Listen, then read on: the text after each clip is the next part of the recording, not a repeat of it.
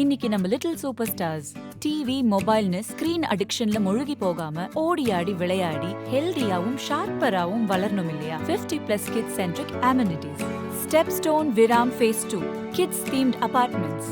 Stepstone Viram Phase 2 காட்டுப்பாக்கம்ல premium 2 and 3 BHK apartments just 79 lakhs all inclusive.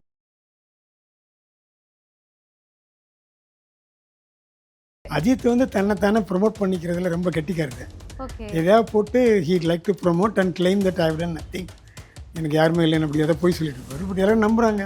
அவர் ஒரு நல்ல human being இல்லை. But பரவாயில்ல கொடுங்க, நடிக்கிறாரு, மக்கள் பார்க்குறாங்க, நம்ம என்ன பண்ணுறோம். I have had no good opinion about Ajith. Okay. ஏன்னா ஒன்றா நம்பர் ஜென்டில்மேன் இல்லாத ஒரு ஆளுன்னு நான் அடிக்கடி சொல்கிறேன். அதனால் அவனை விட்டுருவோமே என்னமோ. ஏன் நல்லா இல்லாத ஆளை பற்றி பேசிகிட்டு இருக்கு, வேறு ஏதோ நல்ல விஷயங்கள் ஏதோ இருக்கா பார்ப்போம். ஒரு தப்பிக்க வாய்ப்பு இருக்குது. ஏன்னா அவர் சம்பளத்தினால தான் நிறைய ப்ரொடியூஸ் செத்தாங்க. சம்பளம்னா ஒரு நியாயமாக கேளு. உடனே 50 கோடி 150 கோடி அஜித் கேட்டார்ல, அதெல்லாம் கொடுமையான ஒரு மட்டமான ஒரு இது. ஓகே. நீ வெறும் பணம் வேணுங்கிறக்கா யாரையும் சாவடிக்காத. இன்னொரு சம்பாரிச்சா உனக்கு என்னடா ப்ராப்ளம்?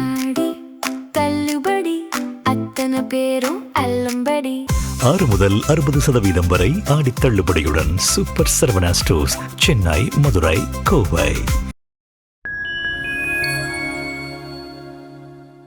ஃபைன் டைம் நேயர்களுக்கு வணக்கம். இன்னைக்கு நம்ம கூட ப்ரொடியூசர் மாணிக்கம் நாராயணன் சார் இணைஞ்சிருக்காங்க. வணக்கம் சார். வணக்கம். எப்படி இருக்கீங்க சார்?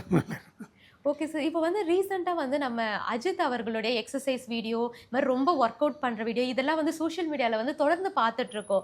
அது எந்த படத்துக்கானது அப்படின்ற ஒரு பெரிய கேள்வி இருக்குது.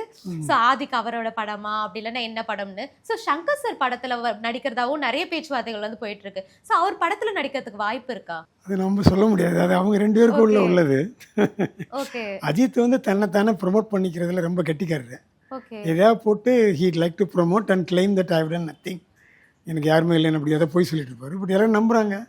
எதுக்கு நம்ம முத கேள்வி தப்பாக இருக்குது, பரவாயில்லைங்க, நான் அவனை பற்றி நம்ம பேச வேண்டாம்னு நினைப்பேன். பட் பேசுகிற மாதிரி வந்துடுது. Okay sir. அவர் ஒரு நல்ல ஹியூமன் பீயிங் இல்லை.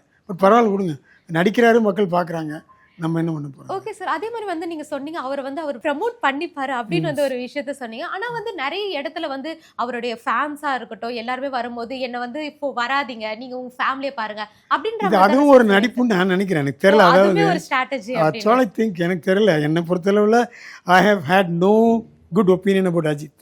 ஓகே. ஏன்னா ஒன்றா நம்பர் ஜென்டில்மேன் இல்லாத ஒரு ஆளுன்னு நான் அடிக்கடி சொல்கிறேன். அதனால் அவனை விட்டுருவோமே என்னமோ. ஏன் நல்லா இல்லாத ஆளை பற்றி பேசிகிட்டு இருக்கு, வேறு ஏதோ நல்ல விஷயங்கள் ஏதோ இருக்கா பார்ப்போம். Okay sir. அதே மாதிரி இப்போ அவர் ப்ரொடக்ஷன் கம்பெனி ஆரம்பிச்சிருக்காரு இல்லையா? ஆமாம். ஸோ அதை பற்றி என்ன நினைக்கிறீங்க?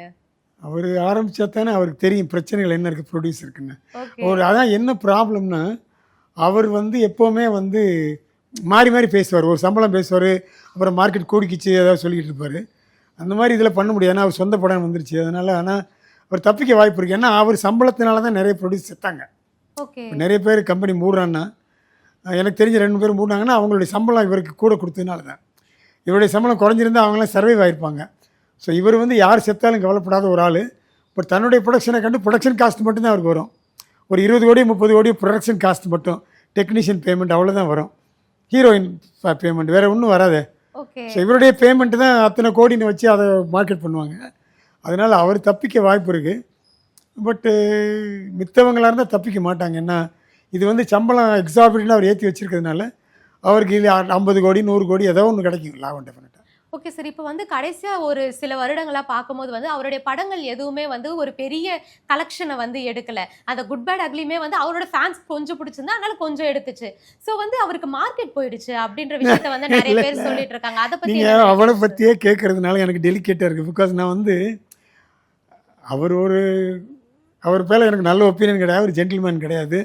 அவர் தன்னைத்தானே ப்ரொமோட் பண்ணிக்குவார், பொய் தான் சொல்லுவார், எல்லாரையும் டார்ச்சர் தான் பண்ணுவார், கேட்டால் நான் நல்லதான் பாரு, அவருக்கு தான் சமைக்க தெரியும், யாருக்கு சமைக்க தெரியாதுன்னு பாரு, ஏதாவது சொல்லிட்டு இருப்பார். அவரை பற்றி எனக்கு தெரியல, அவரை பற்றி ஏன் பேசணுன்னு. ஏன்னா எதுக்குங்க ஒரு ஆள் நம்மளுக்கு சரியில்லை, அந்த ஆள் என் பணத்தை தரல, இனிமேல் கொடுத்தாருனாலும் ஒரு பேர் கெட்டு போயிருந்து நினச்சிக்காது, கொடுக்க மாட்டேன்றார். அப்படி இல்லை, அவரை பற்றி நம்ம எதுக்கு பேசணும்னு நான் யோசிக்கிறேன். எதுக்கு அந்த ஆளை பற்றி பேசிக்கிட்டு, துஷ்டனை கண்டால் தூர வேலை, அவன் கூட வேலை பார்க்குறான், நம்ம வேலையை பார்க்குறோம். ஓகே.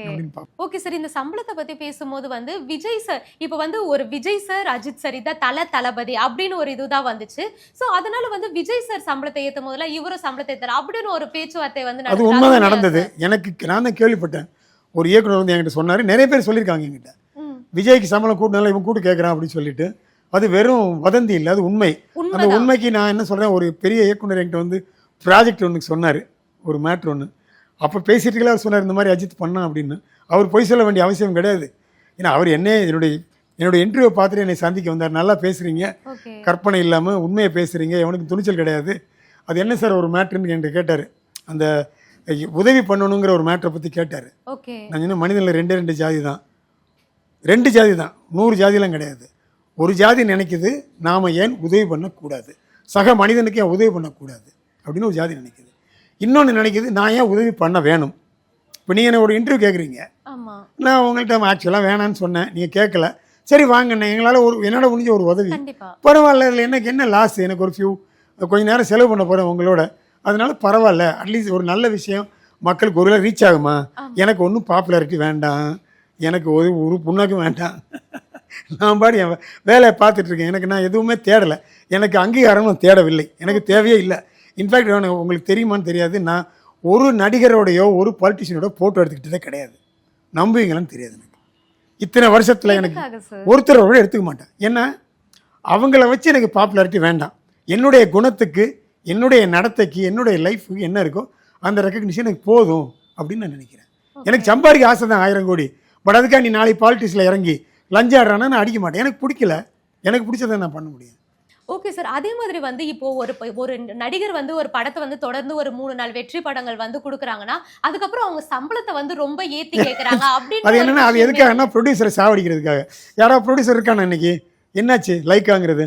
எத்தனை கம்பெனி அந்த மாதிரி மூடி இருக்காங்க. இப்போ சர்வே ஆகிற வந்து சத்யஜோதி ஃபிலிம்ஸ், ஏன்னா அவர் ரொம்ப அறிவாளி, ஒழுங்கான படம் தான் எடுப்பார், கதையை கெட்டிக்கார் அவர் தியாகராஜன். அவங்க ஏஜிஎஸ், அவங்களுக்கு நிறைய பணம் இருக்குது. சன் பிக்சர்ஸ் நிறைய பணம் இருக்குது. இவங்க 3 பேர் தான் சர்வே ஆகிறாங்க. சௌத்ரி செத்து போயிட்டார், அவருக்கே செட்பேக் வந்து நிறைய. அத்தனை படம் ஹிட்டு கொடுத்தவருக்கே செட்பேக் வந்து. ஸோ சினிமாங்கிறது ஒரு மாயை, அது மட்டமான ஒரு தொழில். யார் கேட்டாலும் சினிமாவுக்குள்ளே வராதிங்கன்னு சொல்லுவேன். நான் ஏன்டா இருக்கான்னு என்ன நீங்கள் கேட்கலாம். தெரியாமல் வந்துட்டேன், ஒரு ஆசையில், ஒரு பேஷன். எனக்கு I am very passionate about cinema. அதனால சின்ன பிள்ளையா இருக்கையிலேருந்து சிவாஜி படம், அந்த படம், இந்த படம் பார்த்து நான் அப்படி வந்துட்டேன். அப்புறம் படம் எடுக்கணுங்கிற ஆசை எல்லாருக்கும் இருக்க ஆசை தானே. இந்தியாவில் 140 கோடி பேரில் 139 கோடியே 90 லட்சம் பேருக்கு இந்த ஆசை இருக்கும் சினிமாவுக்குள்ள வரணும்னு. ஸோ அந்த மாதிரி நான் முட்டாத்தனமாக வந்ததுனால இருக்கேன். அதனால அதாவது அது வந்து ஒரு ஹெல்த்தியான ஒரு மேட்டர் இல்லை. அதனால அவருடைய சம்பளம் ஏறலாம், ப்ரொடியூசர் செத்து போவாருங்கிறத யோசிக்கிறது இல்லை. ஆனால் எல்லாருமே விஜய் சேதுபதி மாதிரி இருக்கும்னு நான் நினைக்கிறேன். அவர் வந்து விட்டு கொடுப்பாரு, சம்பளத்தை எல்லாம் விட்டு கொடுத்துருக்காரு எங்களுக்கு தெரிஞ்சு. இது பராசக்தி படத்துல கூட சிவகார்த்திகேயன் அவர்கள் வந்து ப்ராஃபிட் ஷேர்ல நடிச்சா அந்த மாதிரி தான் சார். அது அந்த மாதிரி எல்லாரும் பண்ணணும்னு நான் நினைக்கிறேன். பண்ண முடியுமா எனக்கு தெரியாது, ஏன்னா நான் ஒரு ஆர்டிஸ்ட் இல்லை. அவங்க உள்ளுக்குள்ளே போகுது நான் பார்க்க முடியாது. அவங்களுக்கு தான் தெரியும், அது அவங்கவுங்களுக்கு தான் தெரியும். ஏன்னா நான் சொன்ன தலைவலியும் காய்ச்சலும் தனக்கு வந்தால் தான் தெரியும். நான் நடிகனாக இருந்தால் எனக்கு தெரிஞ்சிருக்கும் கேட்குறது தப்பா ரைட்டான்னு. நான் இங்கே உட்காந்து பேசலாம் அவங்க பண்ணுற தப்பு. கூட சம்பளம் கேட்டால் தப்புன்றேன். சம்பளம்னா ஒரு நியாயமாக கேளு. உடனே 50 கோடியில் 150 கோடி அஜித் கேட்டார்ல, அதெல்லாம் கொடுமையான ஒரு மட்டமான ஒரு இது. நீ வெறும் பணம் வேணுங்கிறக்கா யாரையும் சாவடிக்காத. இன்னொரு சம்பாதிச்சா உனக்கு என்னடா ப்ராப்ளம்? ஏதோ ஒரு ப்ரொடியூசர் வர்றான், உன் டேட்டை வச்சுருக்கான், அவனுக்கு வெயிட் பண்ணிட்டான் 1 வருஷம் உனக்கு அட்வான்ஸை கொடுத்துட்டு. அவன் கிட்டக்கு வந்தவொடனே நீ 50 கோடி சம்பளம் 150 கோடினா அவன் என்னடா பண்ணுவான்? இதெல்லாம் என்ன நியாயம்? அவன் வெயிட் பண்ணது தப்பா இல்லை ஓன் தப்பா? நீ தான் தப்பு. நீ 50 கோடி ஒத்துக்கிட்டீங்களா, அப்போ 50 கோடி நடிக்கத்தானே வேணும். அவன் சம்பாதிக்கணும் 100 கோடி, உனக்கு என்ன ப்ராப்ளம்? அவன் வாழ்ந்துட்டு போட்டுமே, அப்படி 4 பேரை வாழ வைங்கடான்றேன் நான்.